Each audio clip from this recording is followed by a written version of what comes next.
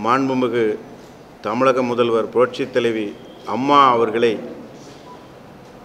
அவமானப்படுத்திய இலங்கை பாதுகாப்புத்துறை இணையதளத்தில் வெளியிடப்பட்ட அந்த செய்தியை வன்மையாக கண்டித்தும், இலங்கை துணை தூதரகம் இனி தமிழ்நாட்டிற்கு தேவையில்லை என்று இலங்கை துணை தூதரகத்தை மூடக்கோரியும், தமிழ்நாடு திரைப்பட இயக்குநர்கள் சங்கம் மற்றும் தமிழ் திரைப்படத்துறையைச் சேர்ந்த அனைத்து பிரிவினர்களும், அதாவது நடிகர்கள், தயாரிப்பாளர்கள், பெப்சி விநியோகஸ்தர்கள், திரையரங்கு உரிமையாளர்கள் அனைவரும் கலந்து கொண்டு வரும் 4ஆம் தேதி திங்கட்கிழமை காலை 10:30 மணி அளவில் இலங்கை துணை தூதரகம் முன்பு மாபெரும் கண்டன ஆர்ப்பாட்டம் நடத்த இருக்கிறோம்.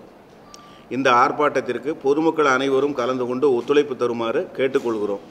அதற்கான ஒரு பத்திரிகையாளர் சந்திப்பு தான் இது. மாண்புமிகு புரட்சித் தலைவி அம்மா அவர்களை பற்றி சொல்ல வேண்டுமென்றால், எல்லோருமே தமிழ்நாட்டில் வசிக்கின்ற தமிழர்கள் மட்டுமல்ல, உலகத்தில் இருக்கக்கூடிய ஒட்டுமொத்த தமிழ் சமுதாயமும் அம்மா என்று தான் அழைக்கிறார்கள். ஆகவே அம்மா அவர்களை அவமானப்படுத்தியது எங்கள் தாயை கொச்சைப்படுத்தியது போல நாங்கள் எல்லாம் கருதுகிறோம். இதற்கான எங்கள் உணர்வின் வெளிப்பாடு தான் இந்த நடவடிக்கை. தூதரகம் என்பது ஒரு நாட்டிற்கும் இன்னொரு நாட்டிற்குமான நல்லுறவை வளர்ப்பது. அதற்கெல்லாம் அப்பாற்பட்டு தான் இலங்கை அரசு செயல்பட்டு கொண்டிருக்கிறது. ஒவ்வொரு முறையும் மாண்புமிகு அம்மா அவர்கள் தமிழக மீனவர்கள் பாதிக்கப்படும் போதெல்லாம் பிரதமருக்கு கடிதம் எழுதுகிறார்கள். அப்பொழுதெல்லாம் கண்டித்தும் கொச்சைப்படுத்தியும் விமர்சனங்கள் செய்தும் இலங்கை அரசு தொடர்ந்து செய்திகள் பரப்பி கொண்டு தான் வருகிறது. ஆனால் இந்த முறை அவர்கள் பாதுகாப்புத்துறை இணையதளத்திலேயே வெளியிடப்பட்ட இந்த செய்தி நிச்சயமாக ஒட்டுமொத்த தமிழர்கள் அனைவரையும் அவமானப்படுத்திய ஒரு செய்தி. இதற்கு பிறகும் இந்த துணை தூதரகம் தமிழகத்திற்கு தேவையில்லை என்று நாங்கள் உறுதியாக கூறுகிறோம். இதற்கு ஒட்டுமொத்த திரைத்துறையும் சேர்ந்து வரும் 4ஆம் தேதி அன்று கண்டன ஆர்ப்பாட்டம் நடத்த இருக்கிறோம். இல்லை, மத்திய அரசு நிச்சயமாக கண்டனம் தெரிவிக்கணும். இதற்கு மத்திய அரசு உடனடியாக இதற்கு நடவடிக்கை எடுக்கணும், கண்டனம் தெரிவிக்கணும்.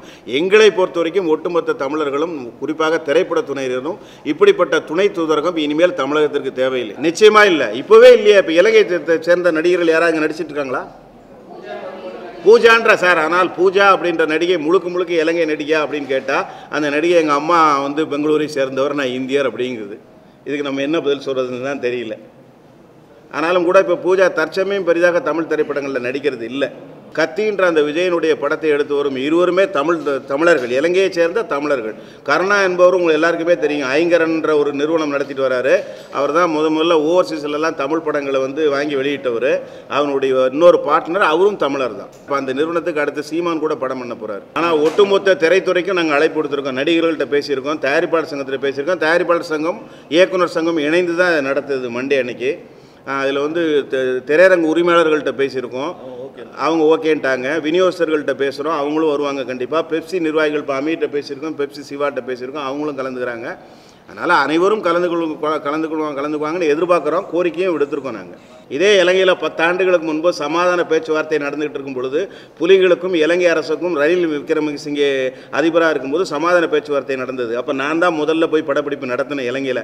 என்னை தொடர்ந்து அப்போ கிட்டத்தட்ட ஒரு 25க்கும் மேற்பட்ட தமிழ் படங்கள் இலங்கை, கொழும்பு, கண்டி போன்ற நகரங்களெல்லாம் படப்பிடிப்பு நடத்தினாங்க.